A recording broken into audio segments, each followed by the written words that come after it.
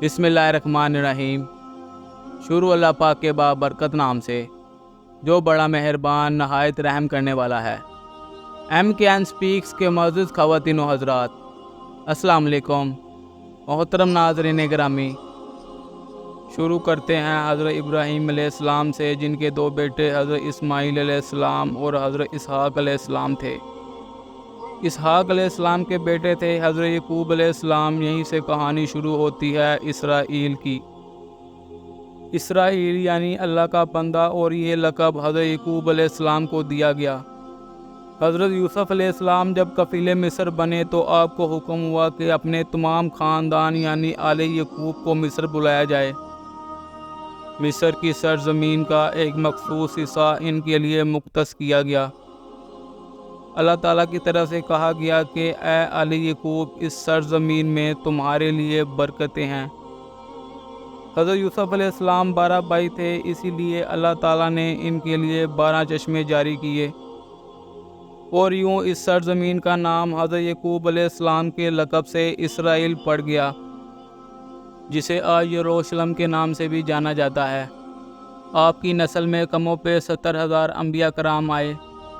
حضرت یوسف علیہ السلام کے بھائی یہودا کی نسل آگے بڑھی تو اس میں سے آنے والے تمام بنی اسرائیلی یہودی کہلائے۔ وقت گزرتا گیا اور حضرت موسیٰ علیہ السلام کا دور آیا۔ جب فرعون نے مصر کو آپ پر تنگ کیا تو آپ بنی اسرائیل کے ساتھ مصر سے نکل پڑے۔ اسی دور میں بنی اسرائیل پر اللہ تعالیٰ کی بہت سی کرم نوازیاں بھی ہوئیں، جس میں سے من و سلوہ اور مچھلیوں کے شکار کا ذکر قرآن پاک میں بھی ملتا ہے، اور وہیں پر ہمیں ایک گائے کا ذکر بھی ملتا ہے جس کے لوتھڑے سے مردے نے اللہ کے حکم سے زندہ ہو کر اپنے قاتل کا بتایا تھا۔ اس گائے کی نشانیاں اللہ تعالیٰ نے قرآن پاک میں بھی بیان فرمائی، جو کہ ایک سرخ مائع رنگت کی گائے تھی۔ ایسی گائے آج بھی یہودیوں کے نزدیک مقدس مانی جاتی ہے۔ حضرت موسیٰ علیہ السلام کے بعد اور بھی نبی آئے۔ اس دور میں حضرت موسیٰ علیہ السلام اور ان کے دور کے کچھ باقیات توریت من و سلوہ کا کچھ حصہ بنی اسرائیل نے ایک صندوق میں محفوظ کر لیا۔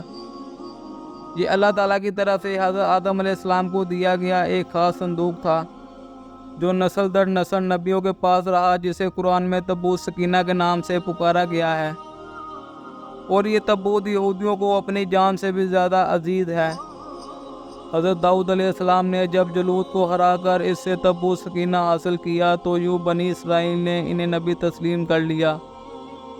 حضرت داؤد علیہ السلام نے اس صندوق کی حفاظت کے لیے ایک ہیکل تعمیر کروانا شروع کیا، جو کہ ان کی زندگی میں مکمل نہ ہو سکا۔ ان کے بیٹے حضرت سلیمان علیہ السلام نے جنوں کی مدد سے اس کو مکمل کروایا، اور اسی دوران میں آپ کی وفات ہو گئی۔ اسی وجہ سے اسے ہیکل سلیمانی کہا جاتا ہے۔ کچھ وقت کے بعد ایک بادشاہ بخت نصر نے اسرائیل پر حملہ کیا اور ہیکل سلیمانی بھی گرا دیا، اور تابوت سکینہ بھی اپنے ساتھ لے لیا۔ سائپرس دی گریٹ نے دوبارہ یہ شہر حاصل کیا، یہودیوں کو دوبارہ یہاں آباد کیا۔ تابوت سکینہ کو بھی واپس لایا گیا۔ ہیکل سلیمانی ایک دفعہ پھر تعمیر کیا گیا۔ پھر وقت گزرا اور حضرت عیسیٰ علیہ السلام کی آمد ہوئی، جنہیں نعوذ باللہ یہودیوں نے ناجائز اور کیا لقب دیے۔ یہاں سے یہودیوں میں سے دو الگ قومیں بنی، ایک یہودی اور دوسرے عیسائی۔ یہودیوں نے سازش کر کے حضرت عیسیٰ علیہ السلام کو صلیب پر چڑھانا چاہا، اور اللہ تعالیٰ نے انہیں اپنے پاس اٹھا لیا۔ اس کے بعد یہودیوں اور عیسائیوں میں کئی چھوٹی موٹی جنگیں بھی ہوئیں۔ پھر عیسائی رومی بادشاہ ٹائٹس نے اس شدت سے یروشلم پر حملہ کیا اور اس پورے علاقے کی اینٹ سے اینٹ بجا دی۔ ہیکل سلیمانی کو گرا دیا گیا، جس کی صرف ایک دیوار اس وقت اپنی اصلی حالت میں موجود ہے، جسے دیوار گریا کہا جاتا ہے، جہاں یہودی جا کر توریت کی تلاوت کرتے ہیں۔ تابوت سکینہ بھی نہ جانے کہاں غائب ہو گیا۔ ٹائٹس کے حملے کے بعد یہودی آخری نبی کے انتظار میں تھے، کیونکہ اللہ پاک کا ان سے وعدہ تھا کہ انہیں پھر ایک دفعہ عروج بخشا جائے گا۔ اس وعدے کا ذکر سورۃ بقرہ میں بھی موجود ہے کہ اے بنی اسرائیل، ان نعمتوں کو یاد کرو جو تم پر کی گئیں، اور اپنا وعدہ پورا کرو، ایمان لے آؤ تاکہ ہم بھی اپنا وعدہ پورا کریں۔ قیامت کی نشانیوں میں سے ایک نشانی یہ بھی ہے کہ ہیکل سلیمانی کی 3 دفعہ تعمیر ہوگی، جو کہ 2 دفعہ ہو چکی ہے۔ یہودی اپنے مسیحا اور آخری نبی کے انتظار میں تھے کہ ٹائٹس کے حملے کے 500 سال بعد آخری نبی کی ولادت ہوئی۔ یہاں یہودیوں کو یہ جھٹکا لگا کہ سارے نبی حضرت اسحاق کی نسل میں سے ہیں، تو آخری نبی حضرت اسماعیل علیہ السلام کی نسل سے کیوں کر آگے؟ انہوں نے ایمان لانے سے انکار کر دیا۔ مسلمانوں کے لیے بھی وہ انبیاء کی ہی نشانی تھی، اسی لیے ہیکل سلیمانی کو بیت المقدس کا نام دیا گیا۔ اسلام کے آغاز میں یہودیوں کو قائل کروانے کی خاطر ہی بیت المقدس کی جانب منہ کر کے نماز ادا کرنے کا حکم ہوا، کیونکہ یہودی اس طرح منہ کر کے ہی عبادت کیا کرتے تھے۔ 17 ماہ بعد ہی ہماری عبادت کا رخ بیت المقدس سے بیت اللہ کی جانب موڑ دیا گیا، کیونکہ مسلمانوں کا شروع سے قبلہ اول وہی رہا ہے جسے پہلے حضرت آدم علیہ السلام اور پھر حضرت ابراہیم علیہ السلام نے تعمیر کیا تھا۔ حضرت عمر رضی اللہ تعالیٰ عنہ کے دور حکومت میں اسرائیل پر عیسائیوں کا قبضہ تھا۔ بیت المقدس کی جگہ پر انہوں نے گرجا گھر تعمیر کیا ہوا تھا اور عین تابوت سکینہ والی جگہ پر وہ گند پھینکا کرتے تھے۔ حضرت عمر وہاں گئے تو عیسائیوں پر برہم ہوئے، وہاں صفائی کروا کر مسجد تعمیر کروائی۔ قرآن مجید میں موجود معراج والے واقعے کی نسبت سے اس مسجد کو مسجد اقصیٰ کا نام دیا گیا۔ خلافت عباسیہ تک یروشلم ایک مسلم شہر رہا۔ اس کے بعد عیسائیوں نے دوبارہ یروشلم پر حملہ کر کے اس پر قبضہ کر لیا۔ صلاح الدین ایوبی نے عیسائیوں کے خلاف 50 سے زائد جنگیں کر کے بیت المقدس دوبارہ حاصل کیا، اور پھر 700 سال تک یہ خلافت عثمانیہ کے زیر سلطنت رہا۔ یہودی آہستہ آہستہ پھر یروشلم میں آباد ہونا شروع ہوئے۔ اس دور میں کئی بار انہوں نے خلافت عثمانیہ کے سلطان کو پیسوں کے عوض یروشلم انہیں سونپنے کا لالچ دیا، لیکن ناکام رہے۔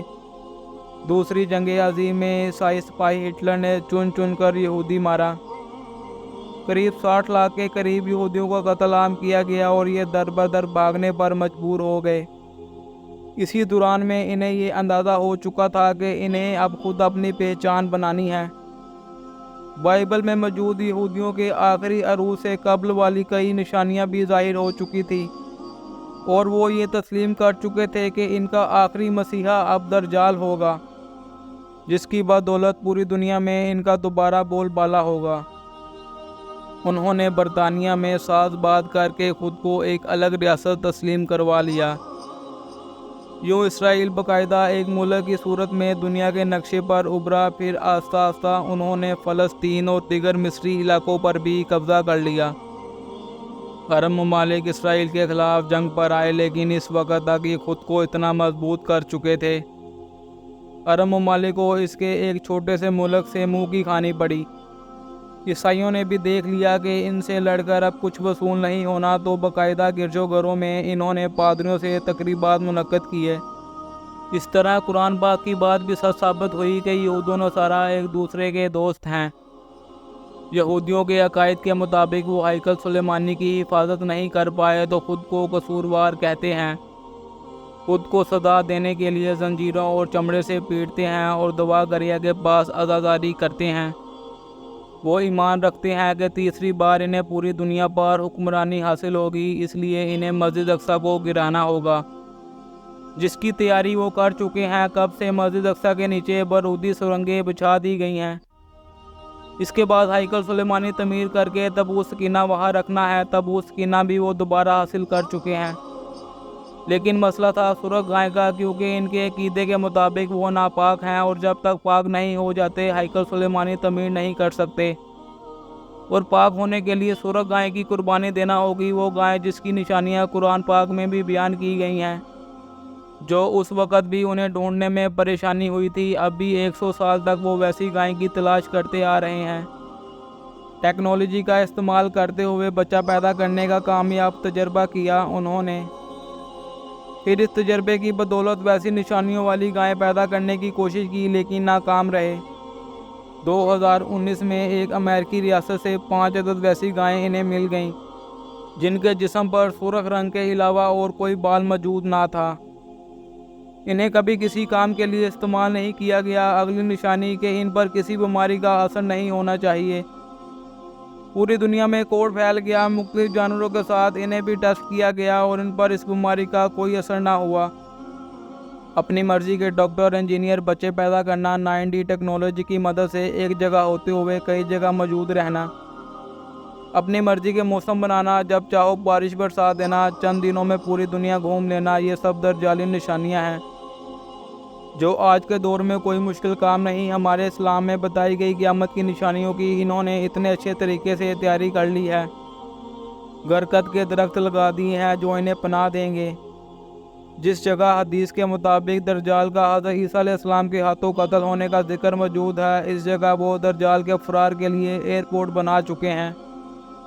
ये सब तो क़यामत की निशानियां हैं और हाइकल सुलेमानी ने भी बनकर रहना है। फिर असल जंग क्या है? असल जंग कायद की है। हम अपने कायद में इस कदर कमज़ोर हो चुके हैं कि नमाज पढ़ें ना पढ़ें हमें कोई फ़र्क नहीं पड़ता। अपने बहन भाइयों का हक खा कर खुशी महसूस करते हैं और फ़िरक़ों के खराफत में उलझे हुए हैं। फ़लस्तीनियों के लिए सिवाय दुआ और एहतजाज की हम क्या कर सकते हैं?